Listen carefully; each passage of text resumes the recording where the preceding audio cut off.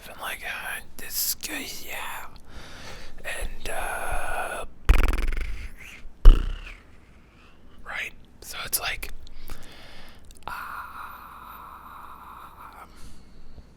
that's how I feel. So it's like staying hydrated. We have to stay hydrated because I don't know. You know, it's just like I don't know. I have words. I feel like I'm just having a really rough time right now, and there's like no real discernible reason for it necessarily. It's like I feel a little like I'm not succeeding enough. Like I've had some good wins this year already, which is sweet.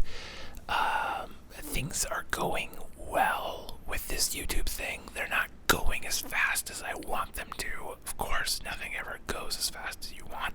It's a grind. You gotta put your time in. Things with my like career are very like, I'm not gonna say like they're bad. They're just stagnant. It's just like I was on this like growth trajectory. Like every year was like better and better and better, and then I kind of just plateaued the last like 2-3 years. And you're like, and that makes you worry. It's like, is this, a hill? Am I going down? Do I need to start diversifying and finding other ways to make money? It's like things are going great. I feel very blessed to do what I do and to actually make some money doing it, and decent money. Like cameras paid for all this stuff, and that's really amazing. But it's just I don't know. I just don't know. I think it's a part of pandemic, and it's interesting. I talk to like all the people I talk to, especially people that have jobs. Like everybody I know like wants to quit their job right now and switch to a different job, and I'm just like, what is this about? Is it just like every job is just the same, and it's like without the things that you do, the vacations and the hobbies that you normally would do, with those gone, I feel like I'm one of the only people that doesn't want to quit. I don't want to quit. I want to do it more. Like, give me more work. I want it. And so I just don't know where's that hang up. But I feel like I'm hitting the wall, and I know it's not my job, because I love my job. I love rambling to you people that listen to me, or that find me so boring it puts you to sleep. Either way, I'm glad you're here. And by the way, if you're new here, subscribe. Do it. I gotta get better about that. Gotta subscribe. Hit the like button. Do it now before you fall asleep. But yeah, I'm just like, just anxious about so many things, and I don't even know why. It's just like, I just want everything to be going better, and I don't know how to. And that's, you keep coming back on just like, okay, we'll make it better then.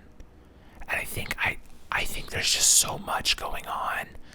I don't know where to start.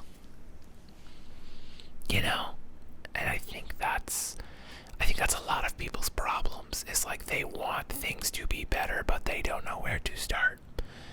And so, how do you do that? How do you figure out where to start, And it's like, I feel like there's like a lot of ideas for that. There's that, the Japanese one, I forget what it's called. It starts with an I. You can Google it, Japanese.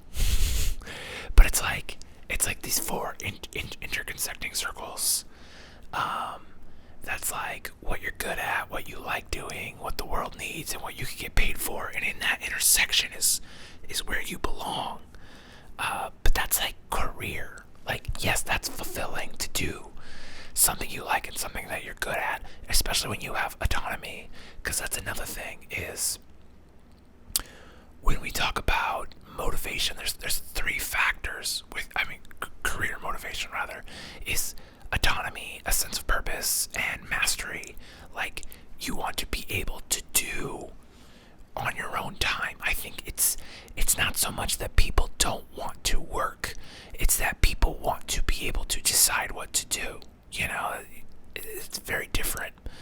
But so there's that. That's autonomy. Like being able to having control of things. That's huge for a lot of people. And I know that's big for me. That's why I do freelance. Because I don't want to like have a shitty boss and have to like deal with that. Because I've had shitty bosses before and it sucks. And it's like people don't quit jobs, they quit bosses. But when you're your own boss, you don't have to quit. And then obviously sense of purpose, to feel like you're contributing to the world.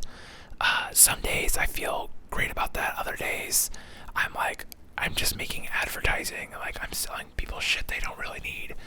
But what's great is that we do a lot of like nonprofit work and a lot of like work specifically geared to like getting people back into college, and it's like the local community college. So I feel good about that because I'm like, I went to that community college for a while and I felt like I learned more there than when I transferred to the university here. Because I felt like the community college teachers actually gave a shit because they weren't all tenured, you know, and like the university professors, the classes were much bigger and they were, very few of them were like actually tuned into their students. I feel like maybe half of my professors would have known my name, whereas almost all the professors at the community college knew my name because the class sizes were just a lot smaller and the quality of education was just a lot better. But you know, you go to community college, get your prerequisites, and then you transfer. I mean, that's the way to do it if you want to save some money. So, pro tip. Anyway, so you know, like some days you're like, yeah, and other days you're making like commercials for like dumb shit, and you're like, nobody needs this.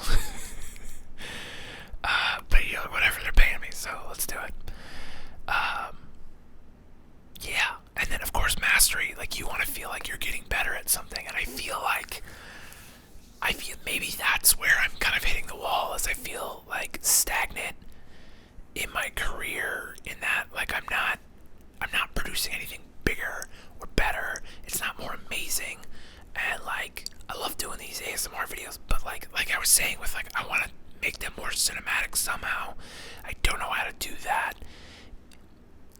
Well, I do know how to do that, kind of.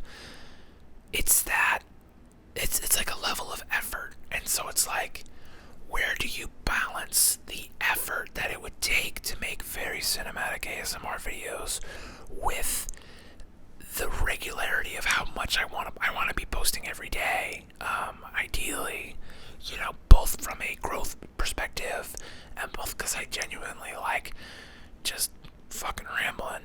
I'd listen to myself talk all day, you know. But then there's also like that side of like I want to be providing value, and by like doing these ramble videos, I can like start to think about videos I want to make for my other YouTube channels, and like I'm not gonna say like test run.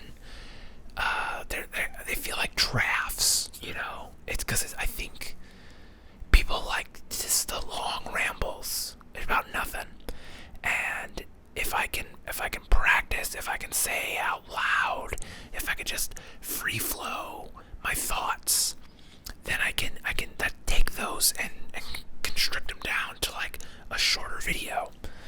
Because I think if I just rambled here for like 20 minutes and then I cut it out to like oh, this is the high value, it would be like, you know, 5 minutes long.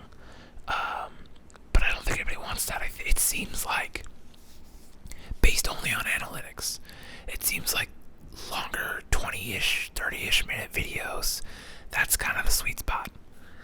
So like providing value for 20 or 30 minutes, again, it's just like, why are people watching? Are they watching to kind of fall asleep, to zone out, you know, or are they watching because they love my personality, which of course is winning?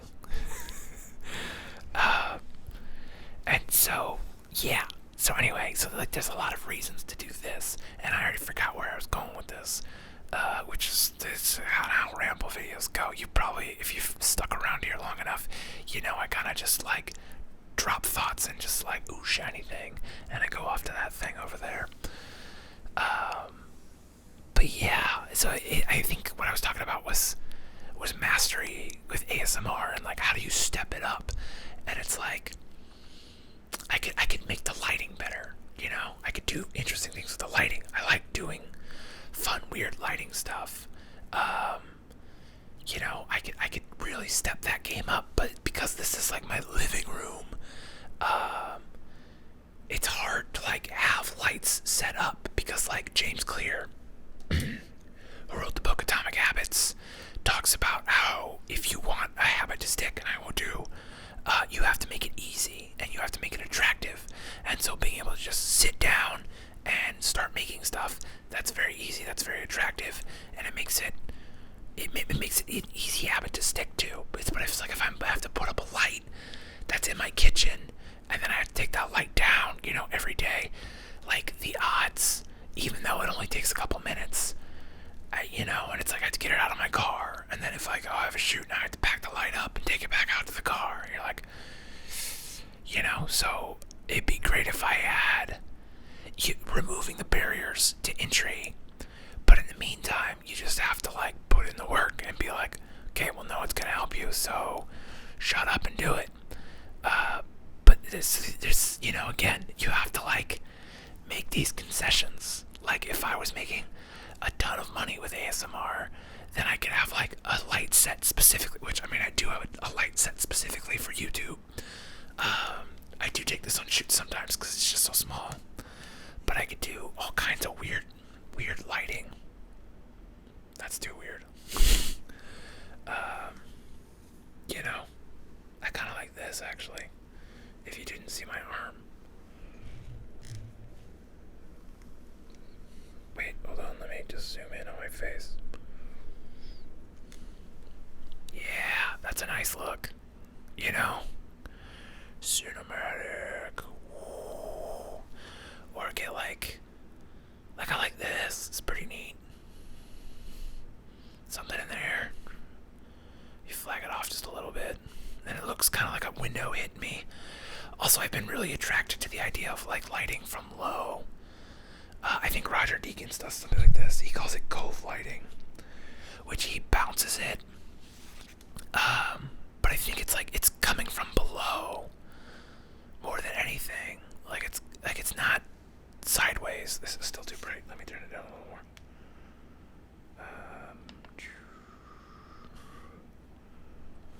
Okay, so, we lost focus. There we go. So, like Richard Deakins is a very famous cinematographer. Like he'll bounce it into just think like a white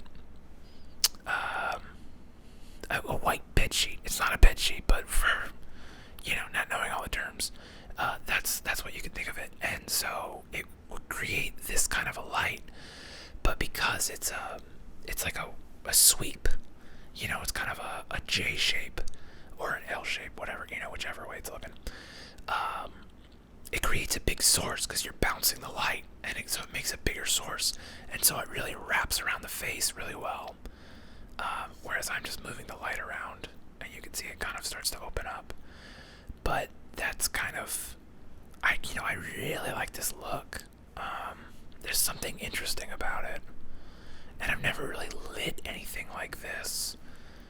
But it's very unique. I've just never seen anyone do it. So maybe I'll start lighting things like this, and that's more cinematic. And then as we get to like overhead, that's more common. And then you got like bounce lighting, where you just, where are we at here? Where it's just popping off the ceiling. Which is, it's fine. This light's not powerful enough to do it. Or is it? Let's see. Yeah, but you see it, how nice and soft, and it has like this fall off. But my eyes don't really catch the lights. There's no catch lights. There's no sparkle in the eyes. The eyes look dead, which isn't great. And here, back to where we normally are, which is just like the standard bounce light. A little powerful. Bring it down just for taste, And then also,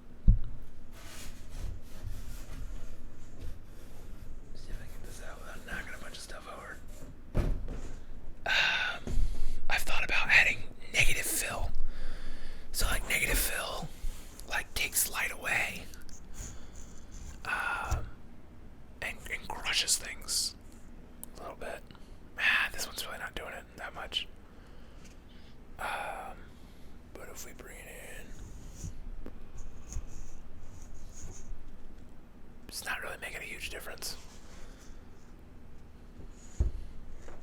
Nope. I wonder if we flag. See, now that's starting to make a little difference. And we can cut and shape the light a little bit. If we bring it in like that, start to flag it off. And then we get better fall off. Open it up, flag it off, We could do it also do it on the kind of on the top. And then see, now it's starting to take shape. So there's a lot of things you could do with just, foam core. That's really all I use to light. It's just,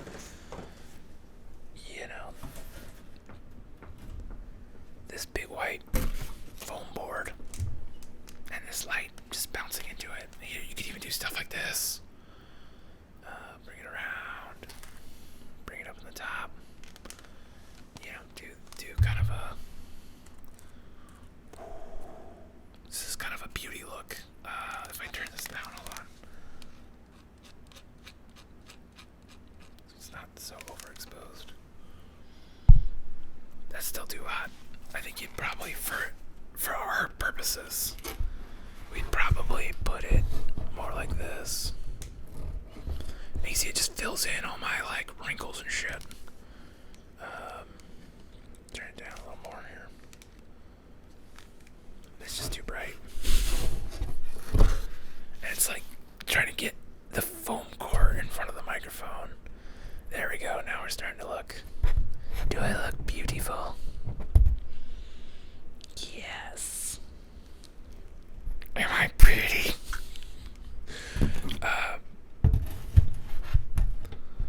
Yes. Hang on. We're gonna get there. Yeah. Yes. Wow. That's actually not bad right there. This is a very ominous, and especially if we added a color to it.